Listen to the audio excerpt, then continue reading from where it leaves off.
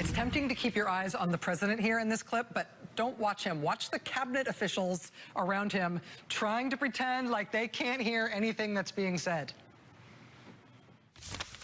To the media, to the press, thank you very much. We appreciate it. Thank you. Your thoughts on Roy Moore, Mr. President? Do you believe his accusers?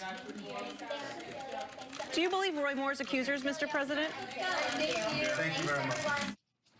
Thank you. Thank you very much. Cannot hear you. Can't understand any of those nouns you said there.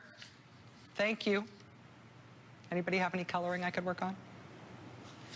11 days after the Washington Post first reported on multiple allegations of sexual misconduct against Senate candidate Roy Moore, the president will still not answer a single question about Mr. Moore. But despite the president himself not talking about it, the White House appears to have settled on its line of choice, which is that the people of Alabama should decide. Support for Roy Moore among Republicans in D.C. has fallen off a cliff, but his support among Republican officials back home in Alabama remains strong. The state's Republican governor, who was the lieutenant governor, who got the big chair herself because of another sex scandal that forced out her predecessor in Alabama, she's on board with Roy Moore. Alabama Republican Party is sticking with him, as are many of the state's elected Republican officials. They're all steadfast in their support for Roy Moore, despite the allegations against him by at least 9 women. But now, even his support back home appears to be getting its first hairline cracks. The Young Republican Federation of Alabama, a group of Alabama Republicans between the ages of 18 and 40, yes, 40 is young, announced over the weekend that they have suspended their support for Roy Moore. Latest polls also show some real hesitance among Alabama voters. 2/3 of Alabama voters tend to vote Republican, but the last 2 polls now show Democrat Doug Jones winning that race. And who knows whether polling means anything anymore in America, but that trend line is now suddenly showing the blue line ever so slightly above the red line there. And that was before 3 of Alabama's largest newspapers this weekend ran this shared editorial on their front pages. Not just above the fold, but above everything else. Stand for democracy, stand for decency, reject Roy Moore. We don't know ultimately what effect that is going to have. Today, the Alabama Secretary of State told NBC News he's expecting lower than typical turnout in that special election, as well as a higher than expected number of write-in votes. The Secretary said he'd lowered his initial turnout projection as of high as 25% to the 18 to 20% range, predicting nearly 250,000 fewer ballots will be cast than might have previously been expected. Again, how this affects the vote on December 12th is anybody's guess, but things do seem to be changing, not just in the country, but in Alabama on this one. That does it for us tonight. We will see you again tomorrow. Now it's time for the last word with Lawrence O'Donnell. Good evening, Lawrence. Good evening, Rachel. We're going to have Tom Bates on. He's one of the editorial board members who wrote that editorial endorsing Doug Jones, saying it was he's the only decent person on the ballot qualified for the United States Senate. We'll ask him how it's playing in Alabama, what effect he thinks it might have. Yeah, it's been interesting to watch this scandal both nationally and in Alabama to have been so Roy Moore focused for the last week and a half now that this has been brewing. And we're sort of reaching the point where people are realizing, oh, wait, this is not that he was just about to become senator. He's actually running against someone who's running a pretty good campaign. And it seems like it's sort of things are taking a turn in Doug Jones's direction. Yeah, and the Alabama voters seem to know that there's another candidate, according to the polls. It's been quite a surge. Absolutely. Thank you, Rachel. All right, thanks, Lawrence.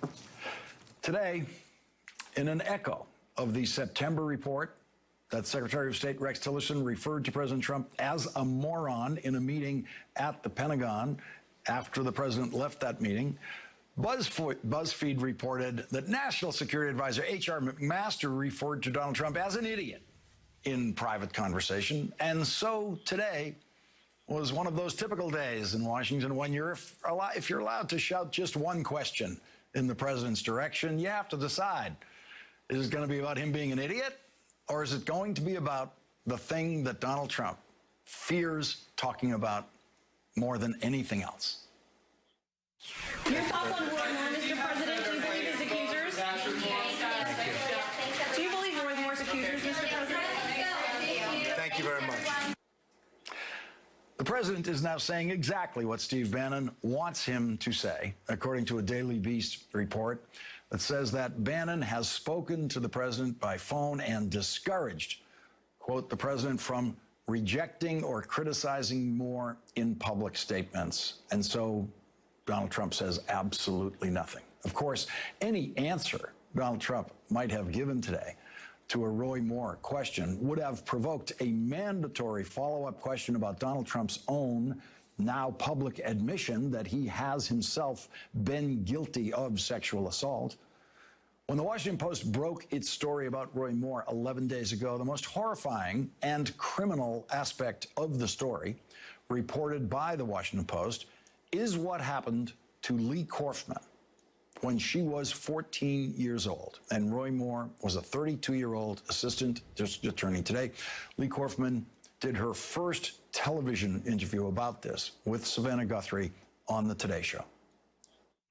He took me to his home. After arriving at his home, on the second occasion that I went with him, he basically laid out some blankets on the floor of his living room and proceeded to seduce me, I guess you would say. And during the course of that, he removed my clothing. He left the room and came back in wearing his white underwear. And he touched me over my clothing, what was left of it. And he tried to get me to touch him as well. And at that point, I pulled back and said that I was not comfortable, and I got dressed, and he took me home. But I was a 14-year-old child trying to play in an adult's world, and he was 32 years old. How do you think that interaction affected your life? Well, it took away a lot of the specialness of, interactions with men. It took some trust away. It allowed me to delve into some things that I wouldn't have otherwise. It took years for me to regain a sense of confidence in myself, and I felt guilty. I felt like I was the one that was to blame, and it was decades before I was able to let that go. A couple of things. Roy Moore denies these allegations and further says he does not even know you. I wonder how many me's he doesn't know. Lee Korfman said that she told family and friends about what happened to her years ago, told them years ago, and that as Roy Moore became more publicly prominent as an elected judge in Alabama, she thought about confronting him. My children were small. I was a single parent. And when you're in that situation, you do everything you can to protect your own. And I sat in the courthouse parking lot and thought, I'm going in, I'm going to confront him. Years later, and you this is thought like about 2000, 2001. And I wanted to walk into his office and say, hey, remember me? You need to knock this stuff off. I need to go public. My children were small, so I didn't do it. Savannah Guthrie's last question to Lee Korfman was political. And one final question for those who might be watching thinking, what are your politics? My politics? Well, I've voted as a Republican for years and years and years. But this isn't political for me. This is personal. This weekend, Alabama's 3 largest newspapers, which are all part of the Alabama